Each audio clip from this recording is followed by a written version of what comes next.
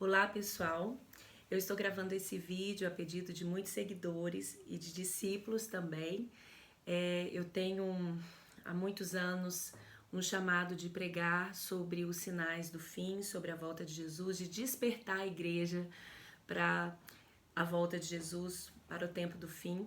E mais especificamente nesses últimos anos eu tenho estudado mais sobre escatologia, sobre o livro de Daniel, Apocalipse, e aguardando o tempo, eu estava aguardando o tempo de liberar mais informações e mais sobre este estudo que nós temos feito há algum tempo. Nós como igreja, todos nós, né, sabemos como discípulos de Jesus, temos visto, temos vivenciado tantos sinais que estão acontecendo nesses últimos anos. Sinais nos céus, sinais na terra, sinais naturais, sinais governamentais e políticos, e nós sabemos claramente que a volta de Jesus está cada vez mais próxima, e nós nunca na história do Evangelho, na nossa história, vivemos um tempo tão profético e um tempo tão importante como esse que nós temos vivido. Nós temos experimentado e visto sinais naturais. Lá em Mateus capítulo 24, nós temos esse capítulo que Jesus nos deixou. Ele é o capítulo mais claro, mais direto, a palavra mais direta que Jesus nos deixou sobre os sinais do fim. Todos vocês, eu acredito que conheçam Mateus 24, e é um sermão profético, é uma palavra profética sobre os últimos dias, uma palavra muito clara, muito importante para os últimos dias que Jesus nos deixou, falando com seus discípulos. Eu não vou ler muito, porque vocês também já conhecem a palavra, mas o Senhor falou que os discípulos falaram: Senhor, mestre, quando que nós vamos saber? E que sinal haverá da tua vinda do fim do mundo? E Jesus respondeu e disse-lhes: acautelai-vos, que ninguém vos engane, porque muitos virão em meu nome, dizendo eu sou Cristo, e enganarão a muitos. Ouvireis rumores de guerras, e de guerras olhai, não vos assusteis, porque é mistério que isso aconteça, mas ainda não é o fim.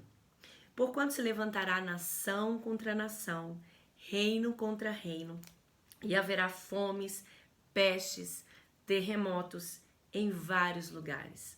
Mas todas essas coisas são o princípio das dores.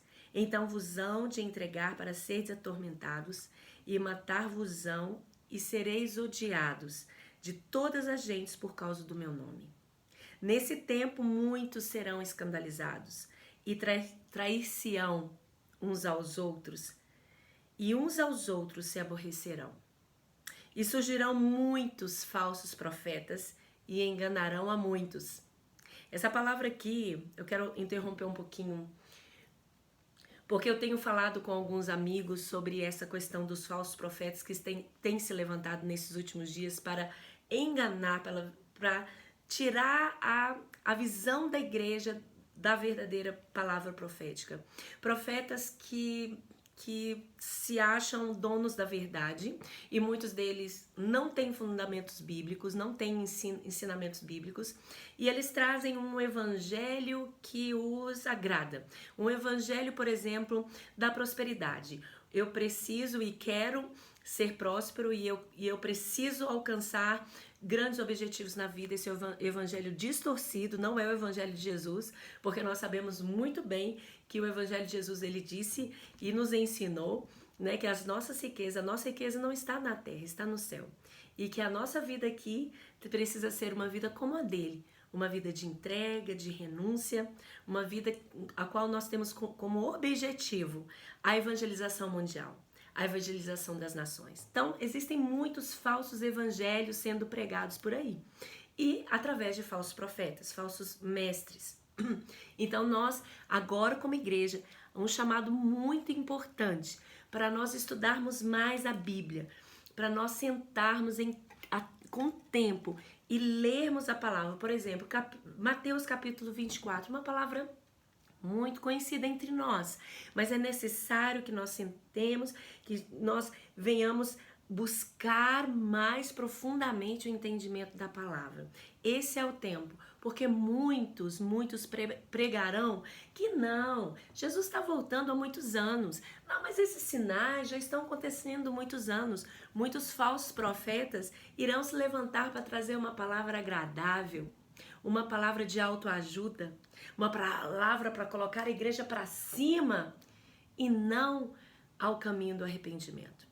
Os verdadeiros profetas são aqueles que levam a igreja para a cruz, que trazem a cruz para a igreja e traçam um caminho para a cruz. Os verdadeiros profetas são os que pregam sobre o arrependimento, como João Batista, com a sua pregação tão forte e direta. Raça de víboras, convertei-vos, porque é chegado o reino de Deus.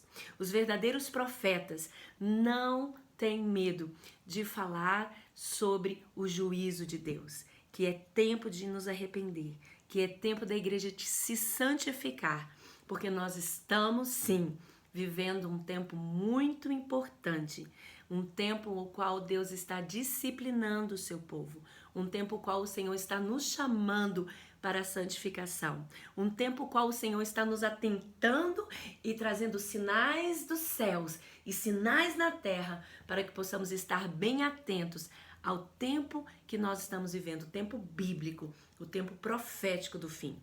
E aqui muitos falsos profetas se levantariam. Nós sabemos que existem tantas pessoas hoje que, ao invés de pregar a verdade da palavra e o caminho do arrependimento, estão levantando outros tipos de pregações para entreter a igreja e para se tornarem também conhecidos e famosos. Pessoas que estão pregando aquilo que a igreja quer ouvir e não aquilo que Deus quer falar por meio da sua palavra. Então, atentem-se. Não ouçam os falsos profetas. Não ouçam a palavra que para você parece ser, eu precisava dessa palavra hoje, e isso que a igreja precisa ouvir, nos jogar para cima, palavras de autoajuda. Jesus não veio para um evangelho de autoajuda. Jesus veio para o evangelho do arrependimento. Jesus, em nenhum momento na sua vida, ele nos deixou um evangelho agradável, um evangelho fácil de ouvir, mas pelo contrário, tanto João Batista, que o antecedeu, como Jesus como profeta, ele nos deixou uma palavra de arrependimento e de salvação.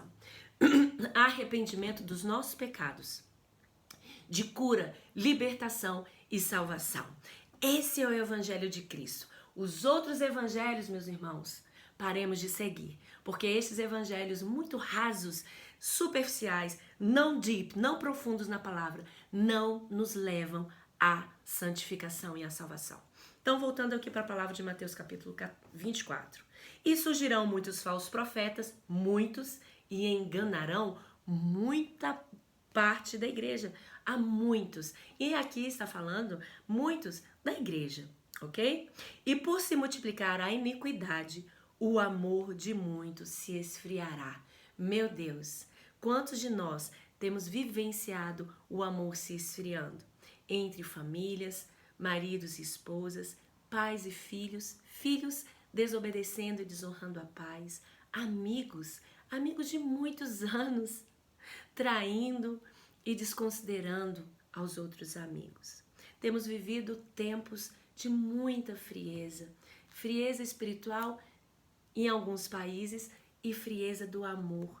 Quantos casais, quantos líderes espirituais têm se separado dos seus cônjuges e escolhido uma nova vida, uma vida mais agradável? Irmãos, quem dera nós pudéssemos escolher aquilo que nos apraz, aquilo que nos alegraria mais, ou escolher ser feliz.